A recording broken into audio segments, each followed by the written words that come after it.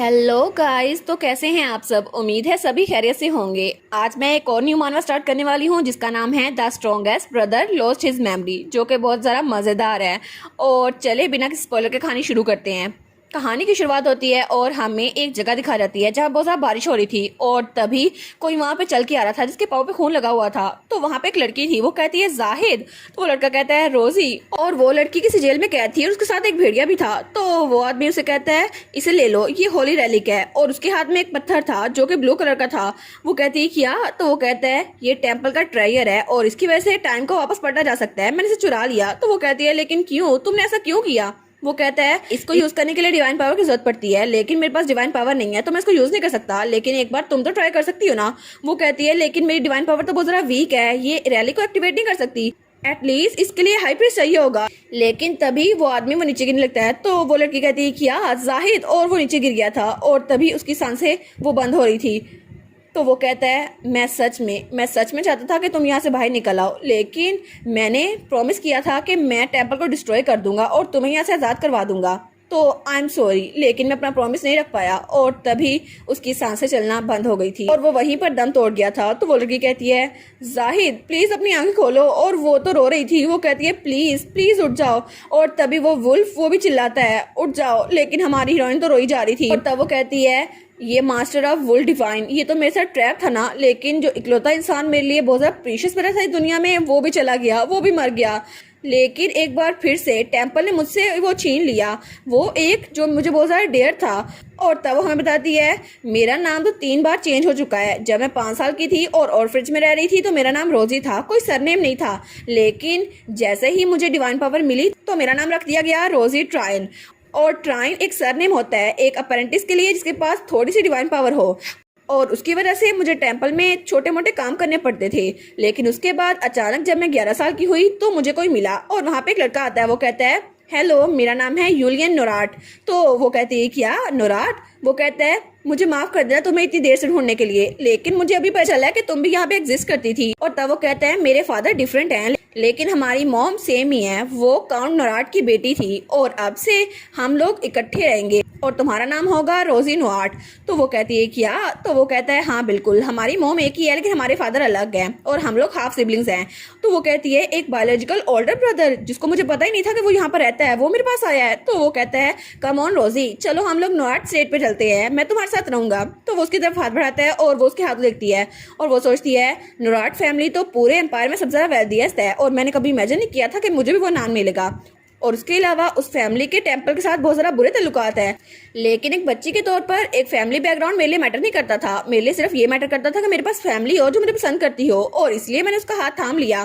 तो तब उसका भाई उसकी तरफ देखता है और तब उसको गले लगा लेता है। वो कहता है मैं तुम्हें हमेशा खुश रखूंगा मेरी छोटी बहन, और मैं तुम्हें कभी भी जाने नहीं दूंगा, मैं तुम्हें कभी भी उदास नहीं होने दूंगा, इसलिए हम लोग हमेशा खुश रहेंगे। और वो सोचती है सच में मुझे मेरा भाई मिल गया। तो वो कहता है हाँ बिल्कुल, तुम अच्छे से बड़ी हो सकती हो, बिल्कुल एक 11 साल की बच्ची की तरह, बिना किसी वरी के। तो वो भी उसको गले लगा लेती है और इस तरह वो उसके साथ नोराट स्टेट में चली गई थी और वो अपने भाई के साथ बहुत ज़्यादा खुश थी।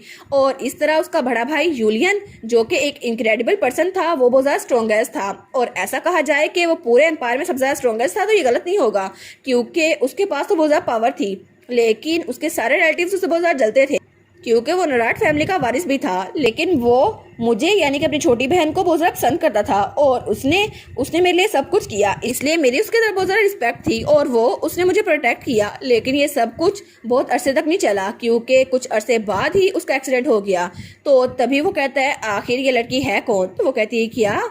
और तब वो सोचती है एग्जैक्टली 14 महीने बाद यूलियन उसका एक्सीडेंट हो गया। और वो कहता है क्या तुम मजाक कर रहे हो, ये मेरी बहन कैसे हो सकती है? और उसकी याददाश्त चली गई थी और उसने उसे पहचानने से इनकार कर दिया था। वो सोचती है पहली बार मेरे भाई ने मेरी तरफ ऐसे देखा है इतनी ज़्यादा गुस्से से, लेकिन आई गेस मैं उसके साथ ही रह सकती। और तब वो उस महल को आखिरी बार देखती है और वहाँ से निकल आई थी। वो सोचती है अब मैं अपने भाई पे बोझ नहीं बन सकती क्योंकि अब मेरी सेल्फ स्टीम मुझे इस बात की इजाजत नहीं देती। और उसके बाद वो टेम्पल लौट आई थी, लेकिन टेम्पल लौटते ही उन्होंने उसको लैब में डाल दिया था ताकि उस पर एक्सपेरिमेंट किया जा सके, और हर कोई इस पर एक्सपेरिमेंट कर रहा था। लेकिन उसके बाद से 10 साल बाद जब तक वो यहाँ थी उस पर एक्सपेरिमेंट होते रहे थे, और उस वक्त में उसका भाई वो मर चुका था और उसकी फैमिली तबाह हो गई थी, और ये सब कुछ टेम्पल ने किया था। और टेम्पल ने उसको सेल में लॉक करके रखा जहाँ पे वो कुछ नहीं कर सकती थी। लेकिन एक दिन अचानक एक रात में कोई वहाँ पर आया, और वो था जाहिद, जो सीक्रेटली वहाँ पर आया था उस वुल्फ से मिलने जो उसका था। लेकिन उसके बाद से वो उसका दोस्त बन गया और उसने उसको बहुत सारी चीजें सिखाई। अगर वो वहाँ ना होता तो कभी भी रोजी इस बात को इमेजिन नहीं कर सकती थी कि वो वहाँ कैसे रहे। लेकिन अब तो जाहिद भी चला गया था और वो सोचती है इस रैली को यूज करना मेरे लिए बहुत ज़्यादा मुश्किल है, लेकिन मुझे इसे ट्राई करना चाहिए। और तब उस रैली को देखती है और वो उसको पकड़ती है। वो कहती है ऐसा हो नहीं सकता कि मेरी वीक डिवाइन पावर के लिए ये रिएक्ट करे, लेकिन फिर भी क्या पता कुछ पॉसिबल हो। और तब वो उसको पकड़ती है और तब अपना मैजिक उसमें डालने लगती है। वो कहती है मुझे टाइम को रिवाइंड करना ही है, प्लीज प्लीज मुझे पास में ले जाओ। और तब उस पर मैजिक करती है और वो रोते हुए कहती है मैं अभी भी पावरलेस हूँ, अपनी पूरी लाइफ में पावरलेस रही, लेकिन अगर मुझे चेंज करने का मौका मिला तो मैं जरूर चेंज करूंगी। अपने भाई को बचाऊंगी जो मुझे बहुत पसंद करता था, और मैं उसको प्रोटेक्ट करना चाहूंगी। और जाहिद, मैं उसकी लाइफ को भी चेंज करना चाहूंगी क्योंकि उसने भी बहुत कुछ सहा है। और तब वो बहुत ज्यादा रो रही थी। वो कहती है मुझे उन सबको प्रोटेक्ट करना है और टेम्पल को बर्बाद करना है, तो प्लीज कोई तो मेरी पुकार सुनो। और तभी उस मैजिक स्टोन में थोड़ी सी रोशनी होती है और हमारी हीरोइन के सामने वो मैजिक स्टोन हवा में उड़ने लगता है। वो कहती है क्या ये काम कर रहा है? और तब वो एक्टिवेट होता है और वहां पे माना सर्कल बनता है, और हमारी हीरोइन वो टाइम में पीछे जा रही थी। और तब सीन चल होता है और हमें एक महल का सीन दिखा रहता है, और हमारी हीरोइन वहां पर खड़ी थी। वो कहती है नो वे। और जब वो शीशे में अपने आप को देखती है वो कहती है क्या ये सच में सच है? मुझे नहीं लगता ऐसा है। और तब वो अपने आप को देखती है। वो कहती है मैं सच में वापस आ गई, लेकिन कैसे? और तब वो 11 साल की बच्ची बनी हुई थी जो अपने थोड़ी सी डिवाइन पावर को यूज करके टाइम में वापस आ चुकी थी। और तब अपने कमरे को देखती है तो उस कमरे का फर्नीचर बिल्कुल वैसा ही था जैसा उसका पहले था, और उसके ड्रेसेस और खिलौने बिल्कुल वैसे ही थे। वो सोचती है कि सच में मैं वापस आ गई, अब तो मुझे कोई डाउट नहीं है, ये तो वही कमरा है जहाँ पे मैं रहा करती थी, मेरे घर का एनेक्स। और तब वहाँ टेबल पे देखती है तो वहाँ पे कुछ पड़ा हुआ था। वो कहती है क्या? और वो न्यूज़पेपर था। वो कहती है इस न्यूज़पेपर पर डेट लिखी है कि 10 साल पहले की है, तो इसका मतलब है मैं 10 साल पहले आ गई है ना, तो इसका मतलब है कि मैंने अपनी होली पावर को यूज़ किया उस होली रैली को यूज़ करने के लिए, तो वो काम कर गया।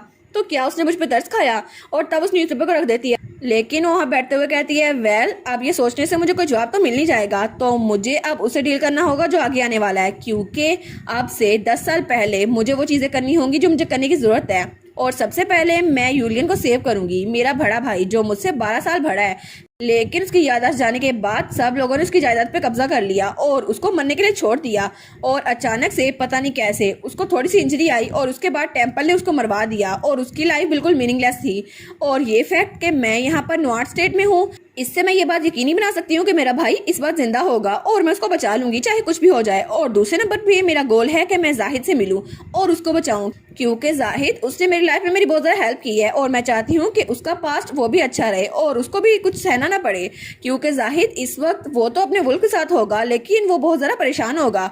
और तब वो सोचती है मैं तो जाहिद को बहुत ज़्यादा मिस कर रही हूँ, लेकिन इस वक्त मुझे ये सोचने की ज़रूरत है कि मुझे अपने भाई को कैसे बचाना होगा। और वो सोचती है फाइनली मुझे वो करना ही होगा। तीसरे नंबर पे मुझे नॉर्थ फैमिली को बचाना होगा और टेम्पल पे रिवेंज लेना होगा ताकि वो दोबारा से हमारे साथ वैसा ना कर सके, क्योंकि मेरा भाई और जाहिद वो तो दोनों मर चुके हैं और मैं ह्यूमन एक्सपेरिमेंट का विक्टिम रही हूँ, तो मैं अब दोबारा ऐसा नहीं होने दूंगी ताकि कोई भी चीज़ मेरे रास्ते में ना आए और वो नॉर्थ फैमिली के लिए कुछ बुरा ना कर सके। और जूलियन की डेथ के बाद हमारे ग्रैंडफादर वो भी गुजर गए और उसके बाद रिलेटिव्स ने इस सारी जगह पे कब्जा कर लिया, लेकिन मैं ऐसा कुछ नहीं होने देना चाहती, इसलिए मैं दोबारा कभी भी उनको उनके ट्रैप में नहीं फंसने देना चाहती।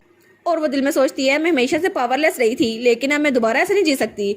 और तभी दरवाजे पर दस्तक होती है तो तभी वापस की मेड आती है। वो कहती है लेडी रोजी, लॉर्ड यूलियन वो बिल्कुल होश में आ गए हैं। तो वो कहती है क्या? तो वो मेड कहती है लेकिन असल में तो वो थी हेडी, रोजी की मेड। वो कहती है उनको एमनीजिया हो गया है, वो आपको याद नहीं रख पा रहे। तो हमारी सोचती है आज वही दिन था जिस वक्त मैं यूलियन को छोड़ के चली गई थी अपने महल से, लेकिन वो सोचती है अब तो उसकी मेंटल एज 24 नहीं 17 है, जब वो मुझसे मिला था उससे पहले। और तब उसे याद आता है जब उसके भाई ने कहा था मैं अपने टीनेज में बहुत ज़्यादा बुरा था और मैं तो बहुत ज़्यादा हॉरिफाइड था, अगर तुम मुझे देखोगी ना तो तुम्हें बहुत ज़्यादा बुरा लगेगा।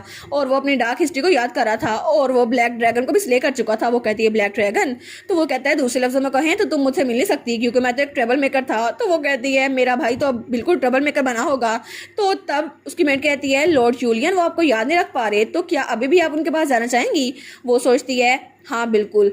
चाहे कुछ हो जाए, लेकिन वो लोग यूलियन को, हमारे रिलेटिव, वो उसको नुकसान पहुंचाना चाहेंगे, तो मुझे अपने भाई को प्रोटेक्ट करना होगा और मुझे ये करना ही होगा। तो वो उसे कहती है ठीक है चल चलते हैं। और तब सीन चेंज होता है और हमें यूलियन का कमरा दिखा रहता है और वो वहाँ बेड पे बैठा हुआ था। वो कहता है तुम कह रहे हो मैं 24 साल का हूँ, है ना, 17 साल का नहीं हूँ, तो तुम कह रहे हो कि 7 साल मेरी मेमोरी के मैं गुम कर चुका हूँ। तो उसके सामने यूलियन का दोस्त बैठा था, स्कुलबार नोडियक। वो कहता है जी बिल्कुल, मैं आपको यही बता चुका हूँ कि आपको पार्शियल एमनीजिया हुआ है। वो कहता है सच में? वो कहता है जी जी बिल्कुल। तो उसके दिमाग में तो खिचड़ी पकड़ी थी। वो कहता है मेरा दिमाग तो बिल्कुल ख़राब हो गया है। लेकिन तभी वो सोचता है मेरी लाइफ बिल्कुल बदल गई है, क्योंकि पहले पहले तो मेरे मॉम और डैड लड़ते रहते थे, लेकिन मुझे कैसे पता चल सकता था कि मेरी मॉम वो एक नोबल है, और वो एक ऐसी नोबल है जो बहुत ज़्यादा वेल्दी थी, और मेरे डैड वहाँ पे सर्वेंट थे। लेकिन मेरी मॉम वो तो मुझे भी छोड़ के चली गई और उन्होंने कहा ये हाउस होल्ड तो बिल्कुल मैसअप है, मैं जा रही हूँ। मुझे नहीं पता ऐसा कुछ होगा, और मेरी लाइफ तो एक बुच्चर की तरह गुजरी है, और सबको यही लगता था कि मैं ट्रबल मेकिंग बुच्चर हूँ। और उसके बाद अब पता नहीं अचानक से मेरी मॉम वो काउंट की बेटी निकल आई। वो कहता है ऐसा कैसे हो सकता है? तो उसका एड कहता है जी बिल्कुल ऐसा ही है, आपकी मॉम वो एक नोबल थी, लेकिन उन्होंने एक कॉमनर से शादी की और आप पैदा हो गए, और उसके बाद फिर आपके पास तो बहुत ज़्यादा स्किल्स थी। जब आपके ग्रैंडपा आपको यहाँ लेकर आए ना, तो आपने बहुत ज़्यादा स्किल्स सीखी, और आप तो काउंट के स्टेट के वारिस बन चुके हैं। और इस तरह वो कहता है मैं वारिस भी बन चुका हूँ? वो कहता है जी बिल्कुल, ये 15वीं बार है मैं आपको बता रहा हूँ लॉर्ड यूलियन। वो कहता है डैम इट, ये बताना जरूरी था, लेकिन तुम मेरे साथ ऐसे बात क्यों कर रहे हो? तुम तो मेरे दोस्त थे ना, तो जरा तमीज से बात करो ना जैसे पहले करते थे, ये इतनी ज़रा फॉर्मल होकर बात क्यों कर रहे हो? वो कहता है अब मैं आपका चाइल्डहुड फ्रेंड नहीं रहा, अब मैं आपका सबऑर्डिनेट बन गया हूँ। तो तभी उसका दोस्त का हाथ पकड़ लेता है। वो कहता है अगर आपको मुझ पर यकीन नहीं आ रहा, तो क्या मुझे 17 साल की उम्र वाला दोस्त बनना चाहिए ताकि आपको डायरेक्ट एडवाइस मिल सके? वो कहता है क्या? वो कहते हैं हाँ हाँ बिल्कुल, प्लीज नॉर्मल हो जाओ जैसे पहले थे, तो मैं सिचुएशन को हैंडल कर पाऊंगा। तो तब वो कहता है ठीक है, तो मैं मना नहीं करूंगा। तो वो कहता है हैं ये इतना गुस्से में क्यों लग रहा है? तो वो कहता है अगर तुम्हें समझ आ गई है तो बकवास करना बंद करो इडियट, कब से मैं तुम्हें समझा रहा हूँ, तुम्हें एक बार पल्ले क्यों नहीं पड़ती? और तुम्हें मैं कब से बता रहा हूँ तुम्हारी मेमोरीज चली गई हैं, अब तो मेरी बात सुन क्यों नहीं रहे? तुम तो बिल्कुल एक ट्रबल मेकिंग बुचर हो। तो वो कहता है क्या इतना डरावना क्यों लग रहा है? तो वो कहता है क्या मैं कंटिन्यू करूँ? तो वो कहता है नहीं रहने दो, बस इतना काफ़ी था। और वो सोचता है मैं तो इसको एक्सेप्ट कर ही लूँगा, लेकिन ये इतना ज़्यादा डरावना क्यों लग रहा है? तो तभी वो सोचता है पता नहीं क्यों, लेकिन ये बिलीव करना बहुत ज़्यादा मुश्किल है, फिर भी ये सच है। लेकिन मेरी बॉडी, इस पर तो बहुत ज़्यादा स्क्रैचेस है, यहाँ पे तो बहुत ज़्यादा चोटें लगी हुई हैं। तभी दरवाजे पे दस्तक होती है। कोई कहता है लॉर्ड यूलियन, लेडी रोजी यहाँ पर आई हैं, क्या आप उनसे मिलना चाहेंगे? तो तभी उसका एड कहता है क्या, लेकिन लेडी रोजी तो बहुत ज़्यादा शौक होंगी, और अभी तक मैंने उनको बताया नहीं है कि उनका भाई उनको भूल चुका है। तो वो कहता है रोजी, लेकिन वो कौन है? तो हमारी उन्हें दरवाजे के बाहर से कहती है कोई बात नहीं, मुझे सिचुएशन का पता है और मैं अपने भाई से मिलना चाहती हूँ। तो वो कहता है क्या भाई, मैं भाई हूँ इसका? वो कहता है आखिर इसका मतलब क्या है? आखिर मेरी छोटी बहन कहाँ से आ गई? मेरी तो कभी कोई बहन या भाई था ही नहीं, ये कहाँ से आ गई? और तब हमें थोड़ी देर पहले का सीन दिखा रहता है जब उसकी मेड उसको तैयार कर रही थी। तो हमारी हिरन के बालों में एक पिन थी, तो उसकी मेड कहती है ये तो वही सिल्वर पिन है ना जो आपके भाई ने आपको पिछली बर्थडे पे दी थी, और अगर वो इनको देखेंगे तो वो आपको याद करेंगे, है ना? तो मन कहती है कि तुम्हें भी ऐसा लगता है, और वो तो तैयार थी और बहुत ज़्यादा प्यारी लग रही थी। तो उसकी बेट कहती है ऑफ कोर्स सर यूलियन आपको बहुत ज़्यादा पसंद करते हैं, और वो तो आपके लिए हर रोज गिफ्ट लेके आया करते थे, तो क्या अब हम लोग चले? तो मन कहती है एक मिनट रुको, और तब वहाँ पर कुछ लिखने लगती है, और तब वो बहुत ज़्यादा मेहनत से वो लिख रही थी। वो सोचती है मुझे करना ही होगा, और तभी उसे याद आता है जब उसका भाई कहता है रोजी रोजी तुम तो बहुत ज़्यादा ब्लव्ड हो, मेरी बिल्कुल ट्रायर हो, मेरी तो बहुत ज़्यादा कीमती हो, और मैं चाहता हूँ तुम बिल्कुल कॉन्फिडेंट रहो, जहाँ भी रहो बहुत ज़्यादा खुश रहो, और मैं तुम्हारा भाई तुम्हारे लिए बहुत ज़्यादा फिक्रमंद हूँ, और मैं तुम्हारा भाई तो मैं तुम्हें प्रोटेक्ट करके रहूंगा। तो वो सोचती है अब मैं वैसी इंसान बनूंगी जैसा मेरा भाई चाहता था मैं बनूं। तो तब वो लेटर वो उसको फोल्ड करके अपनी मेट को देती है। वो सोचती है कोई ऐसी जो अपने माइंड को स्पीक कर सके। तो तब वो तैयार होती है। वो कहती है ठीक है हेडी चल चलते हैं। और वो सोचती है अब मुझे वो सब कुछ करना होगा जो मेरे भाई चाहता था मैं करूँ, क्योंकि अब मुझे अपने भाई को प्रोटेक्ट करना होगा। तो तभी हमें फिर से वही सीन दिखाता है जब अपने भाई के पास पहुंची थी। तो उसका भाई कहता है कि अब ये कौन है? तो हमारी कुछ नहीं बोलती। वो कहता है ये मजाक तो नहीं है ना, आखिर ये बच्ची मेरी बहन कैसे हो सकती है?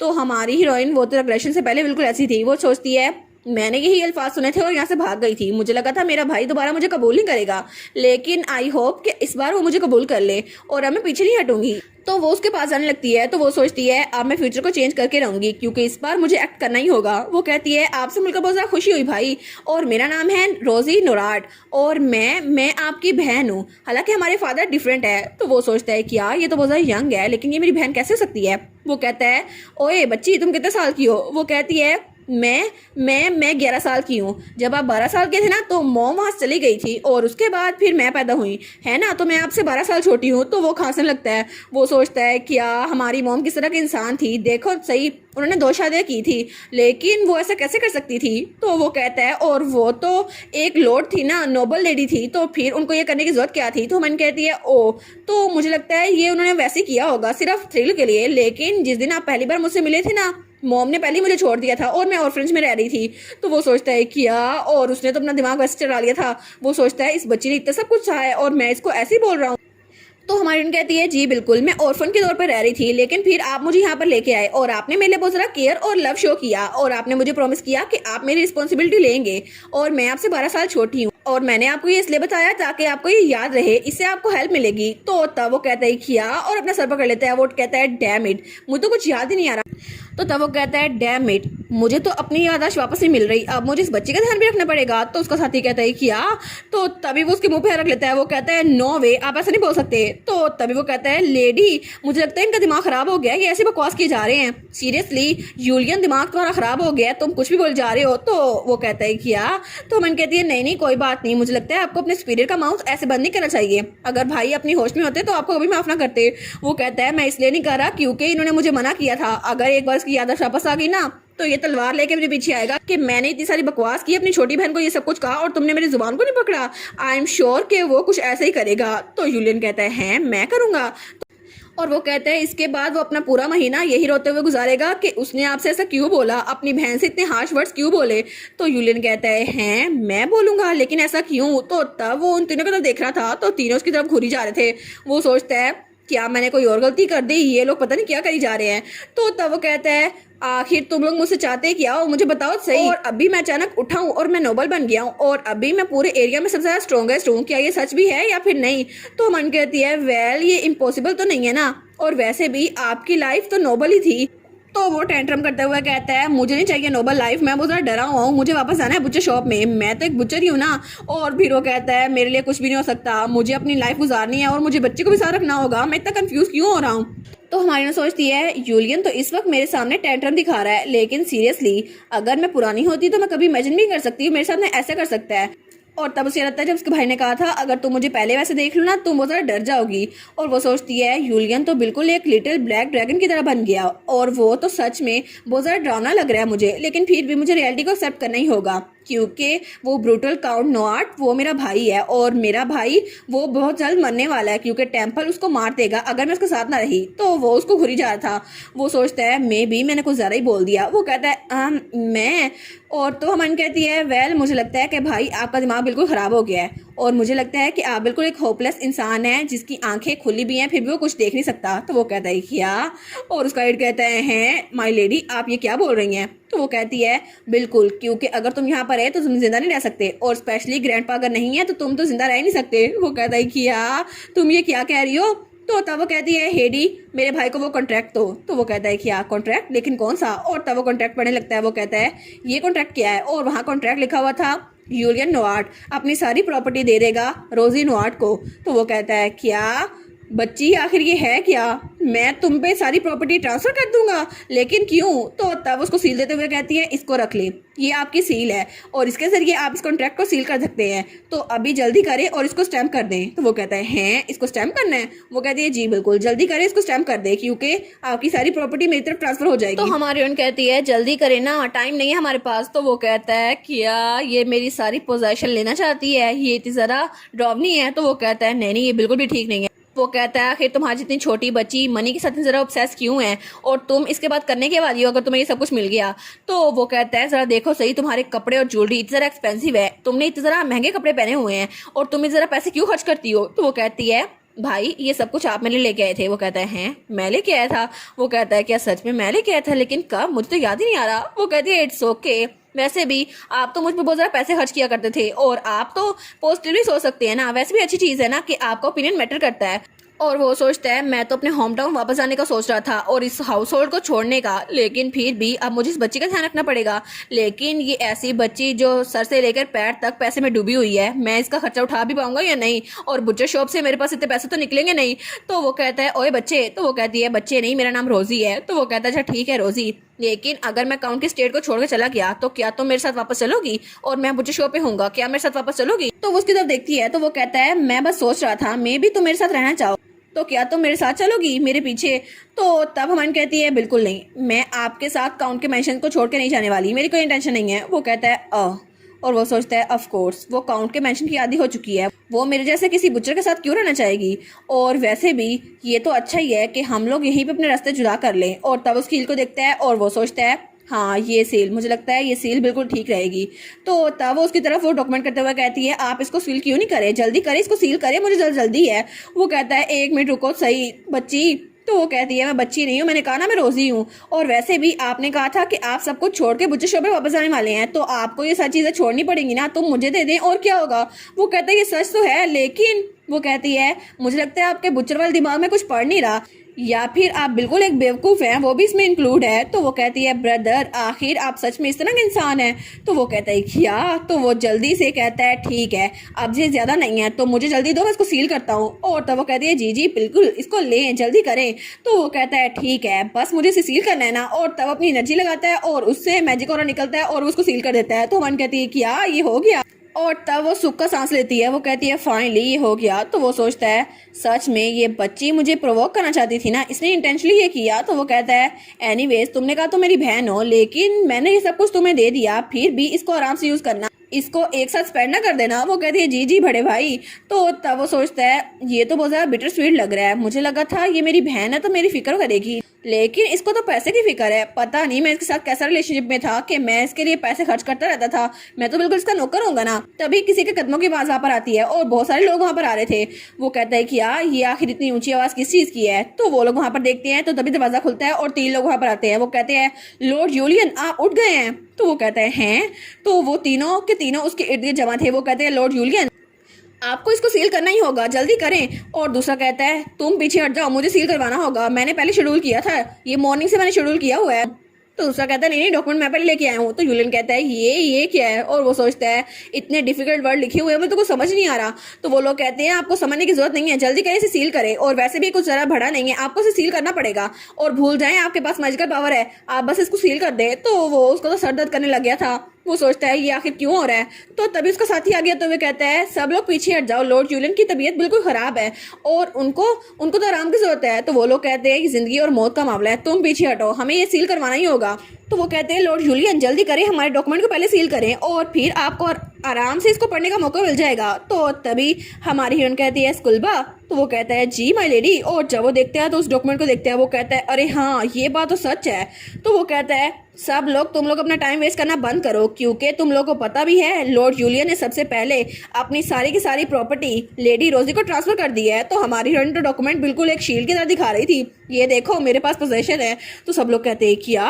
और वो डॉक्यूमेंट को देखते हैं, वो कहते हैं सच में उन्होंने सब कुछ उनको ट्रांसफर कर दिया है। और उसके बाद वो सारे के सारे वहां से भागने लगते हैं। वो कहते हैं अभी तक तो किसी ने मेंशन नहीं किया, हमारा टाइम ज़ाया हो गया। सच में इन्होंने अपनी बहन को ये सब कुछ ट्रांसफर कर दिया कि याददाश्त चली भी गई है, फिर भी अपनी बहन के लिए पागल है, अभी तक नहीं बदला ये सब कुछ, ये तो बिल्कुल एक पागल है जो अपनी बहन के लिए कुछ भी कर सकते हैं। और वो वहां से भाग गए थे, जैसे आए थे वैसे चले गए, और वो तो वहां उनको देखी जा रहे थे। तो तब स्कुल्बा कहता है असल में वो लोग तो आपसे, तो हमन कहती है हाँ बिल्कुल अब सिचुएशन चेंज हो गई है, तो वो लोग सारे के सारे अपने मास्टर के पास भाग के जाएंगे, और वैसे भी जो डॉक्यूमेंट उन्होंने प्रिपेयर किए हैं उनको कुछ ना कुछ तो करना ही होगा। तो वो कहता है कि यार उनके मास्टर, लेकिन वो कौन हो सकते हैं?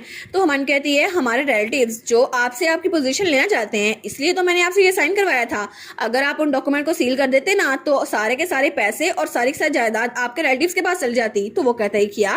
तो तभी स्कुल्बा कहता है माय लेडी आप तो बहुत ज़्यादा अमेजिंग है, मैंने कभी सोचा भी नहीं था ये इतना काम आ जाएगा। तो वो कहती है हाँ बिल्कुल, क्योंकि ये सब कुछ मैं अपने भाई के लिए कर रही हूँ, क्योंकि उसकी याददाश्त यहाँ पर होती तो उसके साथ ये सब कुछ ना हो रहा होता और मैं उनको अपने भाई का फायदा ना उठाने दे सकती। तो तब यूलियन सोचता है कि अगर ये बच्ची यहाँ पर ना होती तो मैं तो उस टाइम पे सील करने ही वाला था। उन्होंने कहा था ये अर्जेंट है, तो मुझे लगा शायद कुछ ज़्यादा ही अर्जेंट होगा, लेकिन वो बच्ची मुझे लगा था उसको पैसे की बहुत ज़्यादा कदर नहीं है, लेकिन वो पैसे के लिए भूखी है और उसने ये सब कुछ मेरे लिए किया ताकि सिचुएशन को मेरे लिए ठीक कर सके। तो स्कुल्बा कहता है लेकिन अब हमें क्या करना चाहिए लेडी रोजी? अब वो सारे के सारे लोग आपके पीछे बढ़ जाएंगे, क्योंकि अब तो सारी प्रॉपर्टी आपके पास है ना, और अब वो दिन और रात आपको तंग करते रहेंगे, आपके खिलाफ महाज खड़ा कर लेंगे, आपको बुली करते रहेंगे। तो वो कहती है अच्छा कोई बात नहीं, कम से कम मेरे भाई के साथ तो ये सब कुछ नहीं कर रहे ना। डॉक्टर ने कहा था मेरे भाई के लिए स्टेबिलिटी बहुत ज़्यादा ज़रूरी है, और वैसे भी उसकी बॉडी अच्छी कंडीशन में नहीं है, तो ये सब कुछ मैं सह लूंगी। तो वो कहती है आप फिक्र ना करें, मैं उस पैसे को ज़ाया नहीं करूंगी।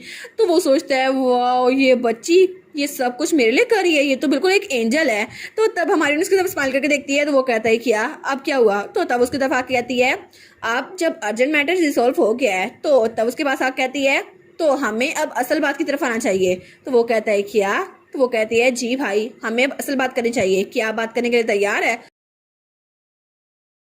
और इसी के साथ ये वाला पार्ट यहीं पर ख़त्म। तो आप लोग बताइएगा आप लोग को ये पार्ट कैसा लगा, और वीडियो को लाइक और चैनल को सब्सक्राइब लाजमी कीजिएगा। बाकी वीडियोस का लिंक भी स्क्रीन पर नज़र आ रहा होगा, तो काइंडली उनको भी चेकआउट कर लें। और thank you so much for watching my videos. Stay safe, bye bye.